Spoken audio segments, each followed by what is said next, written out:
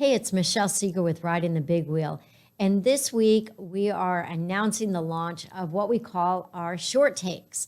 So short takes for Riding the Big Wheel are compilations of videos and some quick learnings and takeaways that we think are relevant to you and to your life. So today we're going to play for you just a short piece of one of the compilations that I'll be releasing next week. One of my favorite people, Gail Stout Perry, who is a partner with a consulting firm, is going to talk to you a little bit about what it's like to re-enter a multi-generational workforce. So, Gail, let's talk a little bit about, I know you had some reticence about being the first female partner at Credera. And yet I'm hearing from your company that there are a lot of women that work here, a lot of young women who are really excited about that. So let's just delve a bit into that. Your feelings around that. Yeah, I shied away from what I called the asterisk.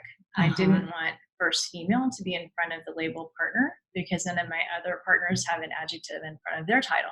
Yeah. So I didn't, and I also worried that I was being graded on a different scale, maybe they lowered the bar or whatever. So it was a very thorough vetting process.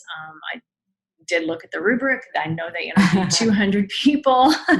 The only thing that they did different is they cast the net wider in looking for candidates and looked in places that they didn't normally look in order to have a more varied candidate pool. But once you're in the pool, you go through the process. So, I'm fully confident that that I am the partner that they wanted. So, and then I was also worried about the role model aspect. I already had a lot on my shoulders to come up to speed in a firm like this. We were acquired by Omnicom last year, so we're publicly traded. We're growing like gangbusters. There's a lot for me to learn, and to have that extra mantle of also be a role model and be the first worried me at first. So I'm just now embracing that.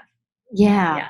Now, we had a conversation and you have told me that you've got consulting of about 30 years behind you, right? Yes. A lot of amazing experience. Mm-hmm. And yet you're responsible now for teams of people that, well, they may be younger than the number of years that you've actually been consulting. Mm-hmm. Talk to me a little bit about, how that is for you as a leader, how you bring them along, and what the differences are really between like you and your skill set and what it is these younger people are bringing to the table.